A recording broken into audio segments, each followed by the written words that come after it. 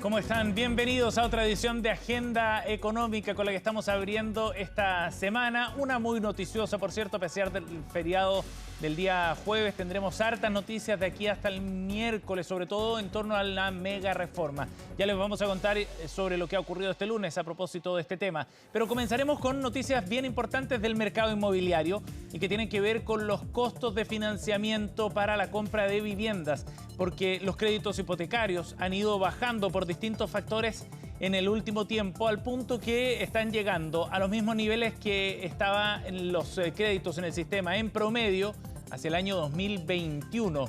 Esto es evidentemente un estímulo bien importante para un sector que ha estado golpeado últimamente y también para los consumidores, quienes están evaluando la posibilidad de comprar una vivienda o quizás de refinanciar sus créditos ya adquiridos. Pilar Gutiérrez reportó el tema. Después de años en que el sueño de la casa propia se desvaneció para muchos chilenos, el escenario podría estar cambiando lentamente, al menos por el lado del financiamiento. En el primer semestre de 2026, las tasas alcanzaron el nivel más bajo de los últimos 5 años. La baja de las tasas hipotecarias responde principalmente a una recuperación de la inflación, una recuperación de los mercados macroeconómicos y una mayor confianza de los mercados en la evolución de la economía. Esto ha permitido reducir el costo del financiamiento y mejorar las condiciones para acceder a un crédito hipotecario. Según registros del sistema bancario, en la primera mitad del año las tasas hipotecarias promediaron 4,03%, el nivel más bajo desde 2021. La cifra está por debajo del 4,4% promedio de hace un año atrás y el 4,95% del primer semestre de 2024. No llega a los mejores momentos del año 2018 o 2019, donde las tasas de crédito hipotecario estaban entre el 2 y el 2,5%. El mercado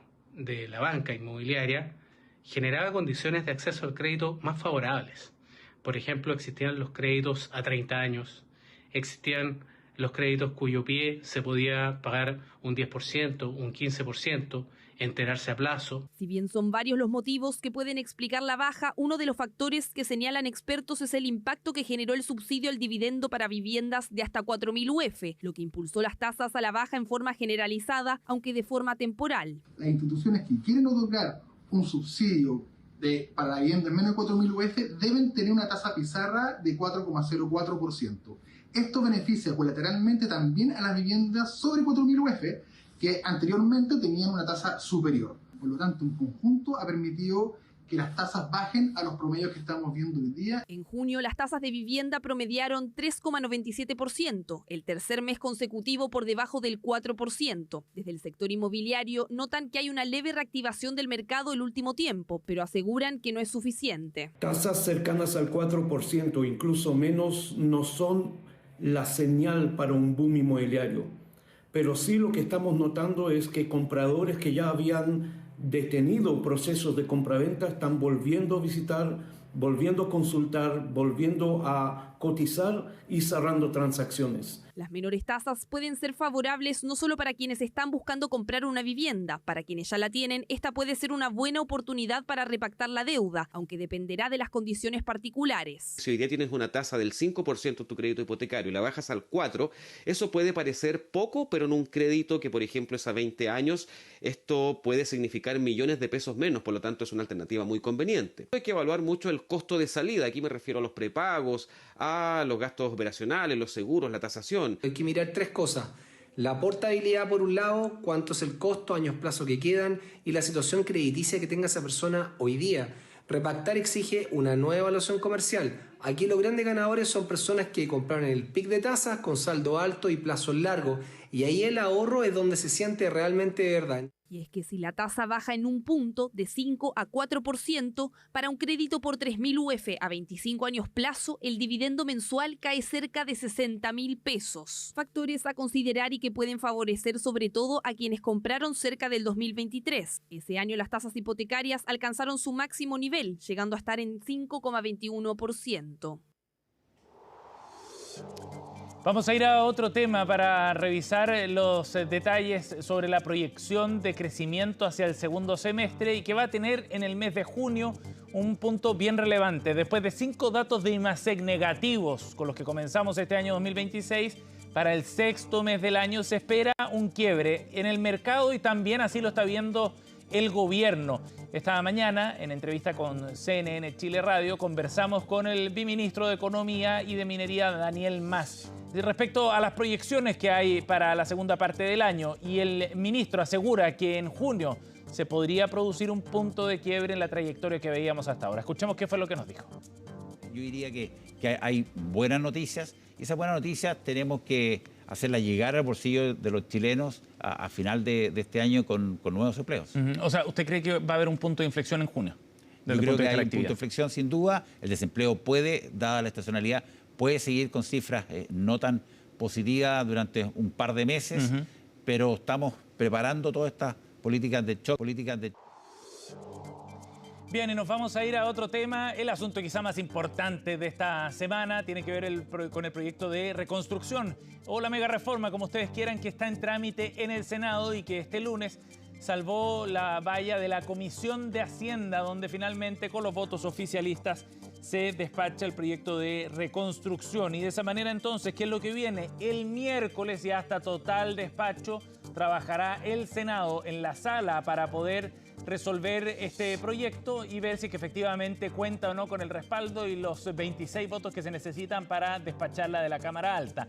Al parecer esos votos están, pero lo que ha marcado fundamentalmente las últimas horas y la jornada de este lunes en particular tiene que ver con el intento del gobierno por retomar la conversación con los senadores del PPD, con los que había alcanzado, recordarán ustedes, un acuerdo respecto a la invariabilidad tributaria.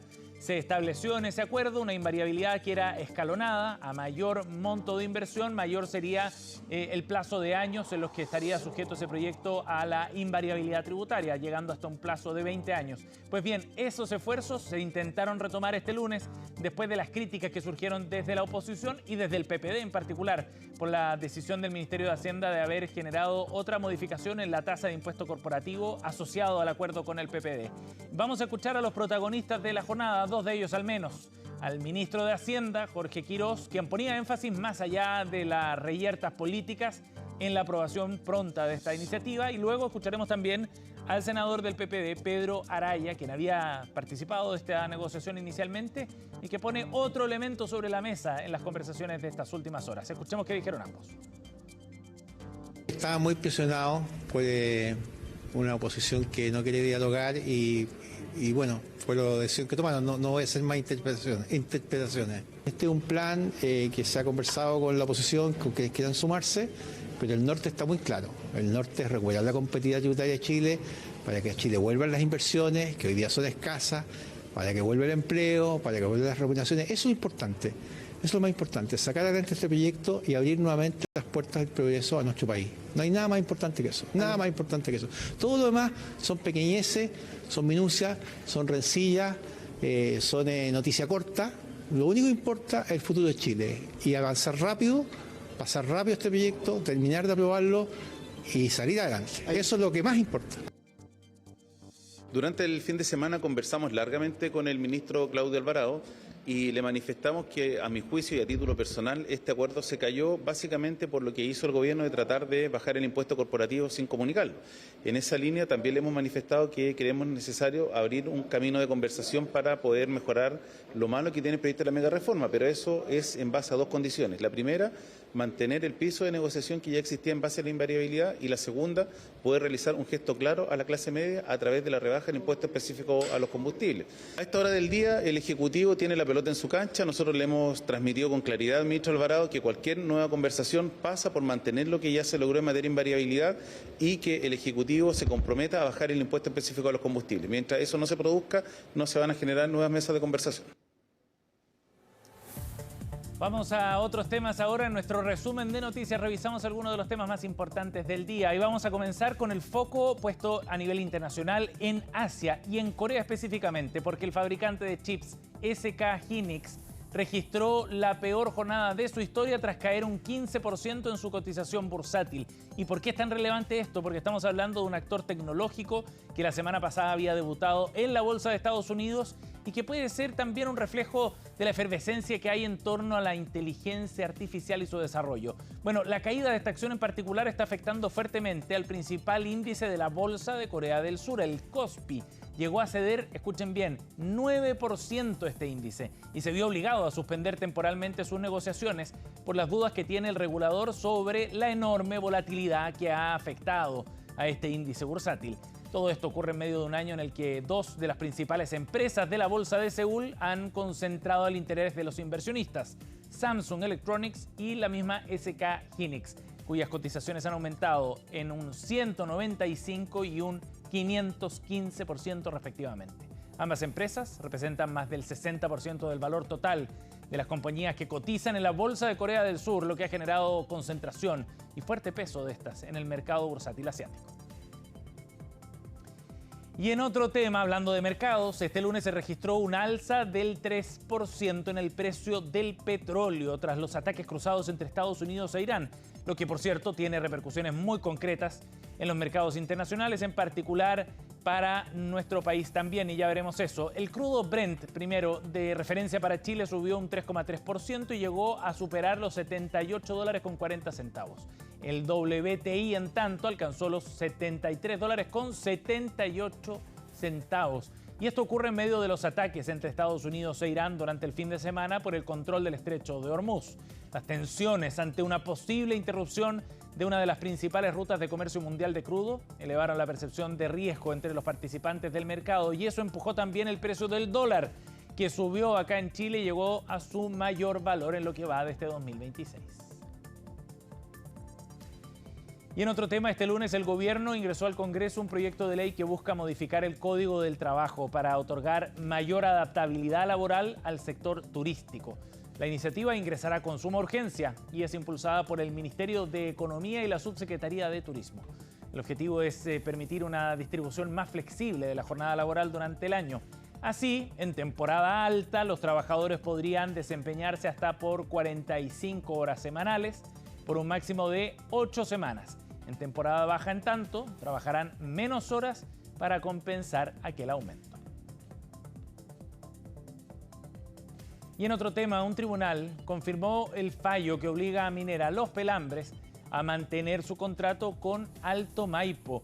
La Corte de Apelaciones de Santiago ratificó la resolución a favor de la eléctrica Alto Maipo al rechazar el recurso de queja que había presentado Minera Los Pelambres, brazo minero del grupo Luxich, en contra de los árbitros mixtos que dictaron la sentencia. En primera instancia, la minera buscaba poner término al contrato de compra de energía que la vincula con Alto Maipo hasta el año 2040. Con estas informaciones nos vamos a ir a una pausa y volvemos de inmediato. Al regreso conversaremos con el presidente de Salmón Chile, Patricio Melero, sobre las conversaciones que hay en estos momentos con Estados Unidos para evitar aranceles extraordinarios a este producto de exportación chileno. Pausa y volvemos con la entrevista.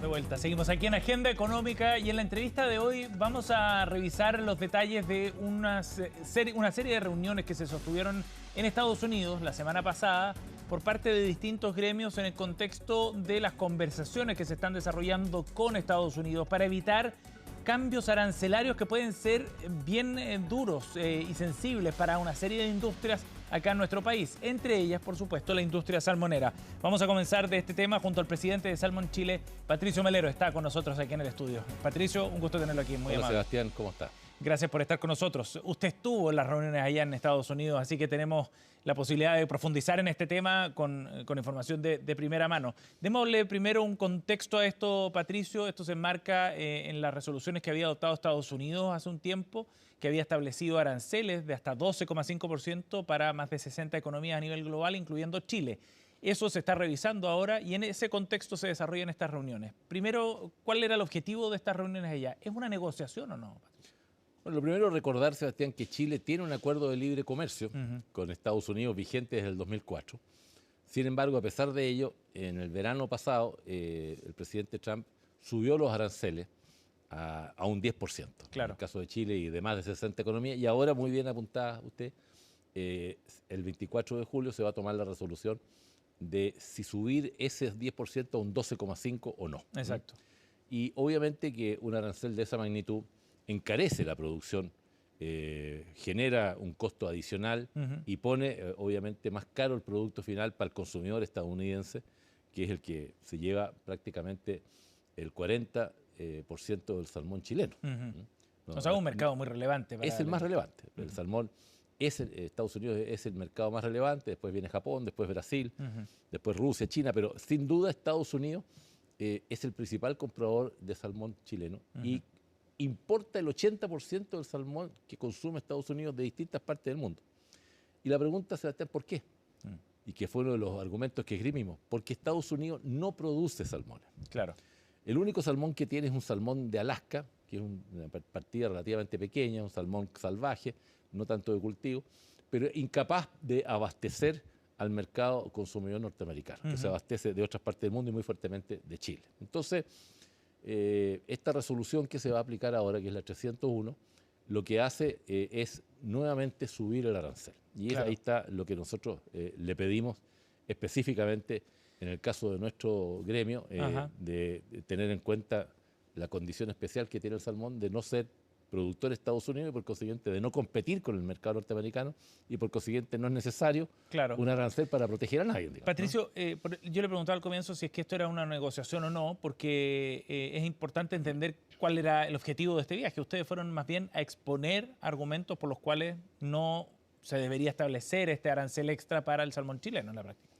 Lo que ocurre es que el representante comercial de los Estados Unidos, el United States Trade Commission, que es el USTR famoso, reporta directamente a Sebastián al presidente Donald Trump. Claro. Esto no pasa tanto por Marco Rubio, por el Departamento de Estado, pasa más bien por este organismo. Y por consiguiente, ellos abren un periodo de audiencia y nosotros nos inscribimos. Y dijimos, queremos ser escuchados. Lo mismo hizo la madera, la fruta. Claro. Los 5 pollos. gremios viajaron, ¿no? Fuimos 5 gremios, sí. Y te dan 5 minutos para poder exponer tu situación. Hay un panel grande de representantes del Ministerio de Agricultura, del Ministerio del Interior, del Ministerio de Salud, en fin, que te escuchan con mucha atención y tú tienes que explicar. Y lo que yo expliqué fue decirle que el caso del salmón chileno estaba mal clasificado. Porque ustedes tienen al salmón, les dije, en la lista B de los productos que son los que sí tienen competencia en Estados Unidos. En circunstancia que debería estar en lo que se llama el anexo A, que es donde están los productos que no compiten con Estados Unidos. Y le di los argumentos, le dije, ¿para qué nos tienen cobrando arancel si no competimos, si Estados Unidos no produce salmón? Si además el salmón chileno es un componente alimentario muy importante para el programa contra la obesidad de Estados Unidos, porque así como el presidente Trump ha dicho el eslogan, ¿cierto? Make America Great Again, hagamos a Estados Unidos grande de nuevo, tiene otro que dice Make America Healthy Again, o sea, hagamos a Estados Unidos saludable de nuevo. Claro. Entonces le dije yo, ayúdennos a esa campaña de la obesidad, porque el salmón es un producto muy sano, muy bueno, muy rico en proteínas, en omega 3 y que es parte de la dieta para no producir obesidad. Bueno, y usted, Patricio, da con un punto central de toda esta conversación. El salmón chileno no compite con salmón local en Estados Unidos porque en la práctica no hay producción local. Ese asunto es muy relevante para el análisis comercial global que está haciendo Estados Unidos. Yo diría que es pedirle a Estados Unidos que así como ha exceptuado algunos productos chilenos, por ejemplo, los cátodos de cobre, algunos minerales, en fin, hay algunas excepciones, hay algunas frutas exceptuadas, tome en consideración este argumento que acabo de dar, para que ojalá lo traslade de la lista B a la lista A y por consiguiente quede libre. No le pedimos a Estados Unidos ningún trato preferencial. Le decimos, evalúen esta condición y ojalá tomen una resolución en cuanto a que este producto que no compite pueda seguir entrando al mercado norteamericano y abastecer a millones de norteamericanos que tienen muy bien valorado. El salmón chileno, Sebastián, en Estados Unidos es un producto muy apetecido. Y por consiguiente que nos dejen competir en buenas condiciones. Patricio, si es que no se llega a aceptar esos argumentos finalmente y se establece este arancel extra, ¿qué significa eso para la industria salmonera chilena? Significa, me lo preguntaron, los mismos miembros. ¿Allá en el comité? Sí, fue la pregunta que me hicieron. Y yo le dije, mira, nosotros estamos haciendo un esfuerzo muy grande en Chile. Y les puse el paralelo, les dije, mira, mientras estoy en esta audiencia acá con ustedes, en Chile se está aprobando una reforma muy importante, que es el proyecto de reconstrucción nacional, que tiene algunos capítulos relativos a darle certeza y mejor condición a la industria del salmón. Si ustedes siguen aplicando este salmón, van a ver que todo el esfuerzo que ha hecho el sistema político chileno, el sistema económico, y muchas y cientos de pymes por llevar adelante la producción de esto, se va a ver aminorado, se va a ver atenuado por el arancel. Entonces, comprendan esta situación y dense cuenta que esto impacta muy negativamente. Hay algunos estudios que ha hecho la Universidad de San Sebastián y el primer arancel, Sebastián, significó un impacto del orden de $500 millones, no es poca plata. Aquí hay 86.000 empleos de por medio. De la industria salmonera en Chile, claro. Que trabajan directa o indirectamente en la industria salmonera, de proveedores como de productores. Entonces, y es el segundo producto que más se vende después del cobre. Exacto. Así de gravitante, estamos hablando de $6.500 millones. Entonces, bueno, espero yo que Estados Unidos encuentre atención a nuestros argumentos. Quiero decir que fuimos muy bien atendidos, pero no vamos a saber hasta el 24 de julio. Claro, y habrá que esperar por lo menos una semana más para eso. Ahora, Patricio, de todas maneras, esto se da en un contexto donde las posiciones de cada exportador de salmón, en este caso, está también determinada por lo que hacen sus otros competidores. Es decir, el salmón chileno compite con el salmón noruego, por ejemplo, el escocés u otro para llegar al mercado norteamericano. ¿Todos los otros países productores de salmón están en una situación similar, con el riesgo de que se establezca un arancel extra, o solo Chile? No, son 60 economías y están las que usted mencionó. Okay. El principal productor de salmón en el mundo es Noruega. Sí. Pero a Noruega envía no tanto salmón a Estados Unidos, sino que abastece más bien el mercado europeo y parte de Asia porque están más cerca. Natural y geográficamente se les da ese mercado. Lógico. Por eso que Chile es el principal abastecedor de salmón de Estados Unidos, lo que no impide que hay otros países que también lo hacen. Y en eso también hay que recalcar que fue muy importante la visita del canciller, Francisco Pérez Maquena, que se entrevistó en estos mismos días con Marcos Rubio, secretario de Estado de Estados Unidos, y con el representante del USTR, el organismo que ve el tema aduanero. Y tuvo reuniones con ellos y les hizo ver todos estos puntos de vista. Entonces, yo creo que se hizo un esfuerzo, Sebastián, muy grande desde los gremios, desde el gobierno, desde el mundo diplomático, desde el mundo económico, y también hemos tenido audiencias y reuniones con el embajador de Estados Unidos en Chile. El embajador conoce muy bien esta realidad, visitó en Puerto Montt las plantas salmoneras, nos reunimos con el directorio con él conoce también el desarrollo, y yo espero que sea un buen aliado de esta causa, porque no estamos pidiendo nada excepcional, no estamos pidiendo ningún trato preferencial, sino que estamos pidiendo que hagamos realidad algo que es evidente.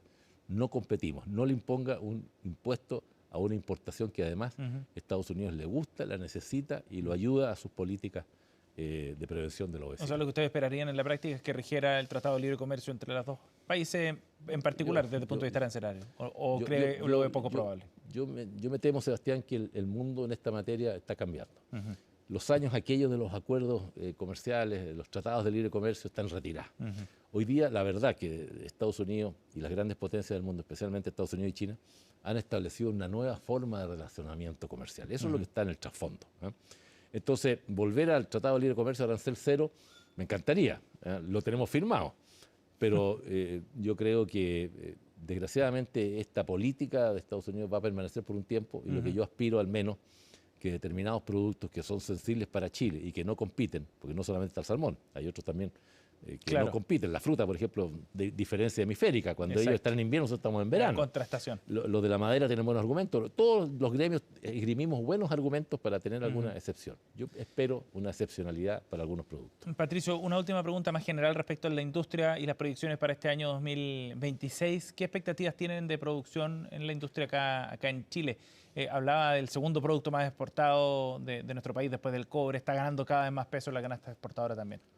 Yo espero que si el miércoles se aprueba en el Congreso Nacional la reforma del Plan de Reconstrucción Nacional y se aprueban temas bien relevantes para la salmonicultura, como es la posibilidad de hacer relocalizaciones, que es mover los centros de cultivo para ganar mejores profundidades, mejores corrientes y una serie de otras cosas que se estarían aprobando, eso va a significar un mayor grado de certeza para la industria y mejorar su competitividad.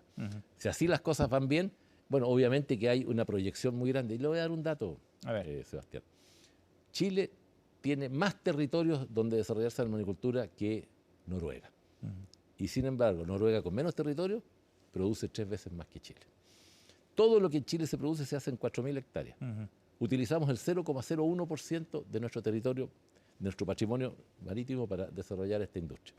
Y hemos ido avanzando mucho también en cuidado ambiental y en una serie de cosas que yo sé que han sido motivo de crítica y que nos hacemos cargo de ellas. Entonces, hay un buen potencial. Si tenemos las certezas económicas y tenemos los acuerdos que se están alcanzando, puede ser una industria que le puede seguir dando mucho bienestar a miles de familias chilenas. ¿Y qué resultado podría tener la industria a fin de año en términos de producción o de exportación? ¿Tienen alguna estimación? Tenemos algunas espadas de Damocles encima. Estamos preocupados por el fenómeno del Niño. Este es un fenómeno climático, usted sabe que si llega, afecta muy fuertemente a la industria del salmón. Sí. Porque se desarrolla lo que se llama el boom de algas, que las algas que están, microalgas, florecen y se instalan en las agallas de los salmones y podemos tener mortandades como la hemos tenido en el pasado. Ha ocurrido. Pero si los fenómenos climáticos ayudan y las cosas van bien, bueno, es una industria que podría efectivamente ir teniendo un crecimiento cada vez más importante para generar no solamente bienestar a miles de familias, sino que también ingresos para el país. Patricio, muchísimas gracias por haber venido al estudio de CNN. Muy amable. Muchas gracias a usted por Gracias por estar con nosotros. Y a ustedes, gracias también por acompañarnos en esta edición con la que abrimos la semana de Agenda Económica. Quédense con nosotros, en minutos comienza CNN Prime.